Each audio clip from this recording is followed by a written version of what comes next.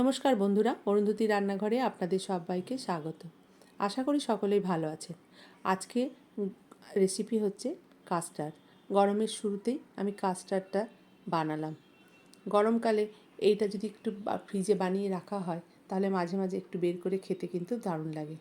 আর ঘরে যে ফলগুলো ছিল সেই ফলগুলো দিয়েই কিন্তু আমি বানিয়েছি। আম, তরমুজ এইগুলো দিলে আমার তো খুব বেশ ভালো লাগে। তো সেইগুলো তো এখন এই মুহূর্তে ঘরে ছিলও না, আর কলাটাও ঘরে ছিল না। এবার যেগুলো ছিল সেইগুলো দিয়ে ভাবলাম একটুখানি বানাই।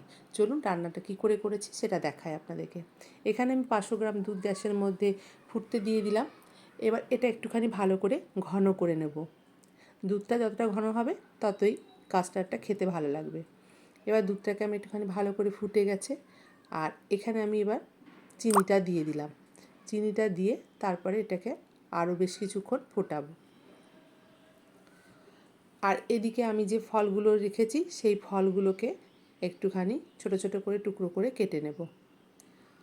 আগেই বলেছি ঘরে যে ফলগুলো ছিল সেই ফলগুলো দিয়ে আমি কিন্তু বানাচ্ছি।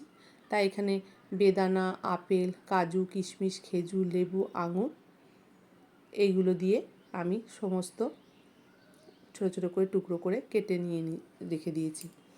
আর এদিকে একটা ছোট বাটিতে আমি একটুখানি কাস্টার্ড পাউডার, মানে ছোটো চামচের 4 চামচ মতো আমি কাস্টার্ড পাউডারটা তুলনামূলকভাবে একটু বেশি দিই, তাহলে পরে কি দুধটা বেশ ঘন হয়।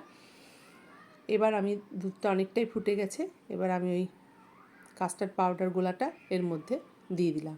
আর এটাকে খুব ভালো করে নাড়তে হবে যাতে লাভ না হয়ে যায়। এবার এটাকে ভালো করে আমি নাড়তে থাকবো আর গ্যাসের ফ্লেমটা বন্ধ করে দেবো। এবার আমি একটা কাচের বাটির মধ্যে এই দুধটাকে ঢেলে এখন বেশ কিছুক্ষণ ধরে ঠান্ডা করতে দেবো।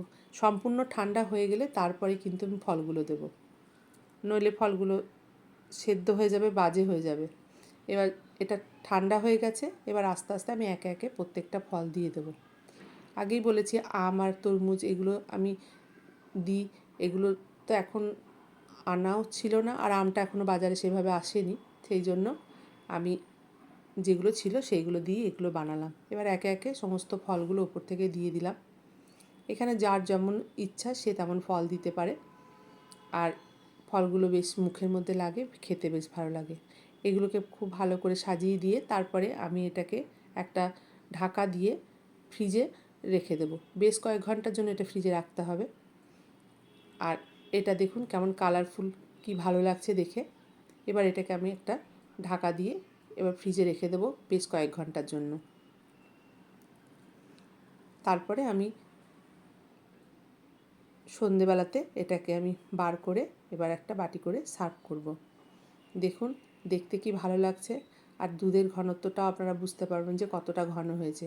আমি একটু এইভাবে ঘনভাবেই কাস্টার্ডটা বানাই। অনেকে একটু পাতলা করেও বানাতে দেখেছি, কিন্তু আমার এটাই বেশি ভালো লাগে। আর আমার বাড়ির সবাই কিন্তু এটা খেতে খুব পছন্দ করে আর বলে দারুণ নাকি আমি বানাই।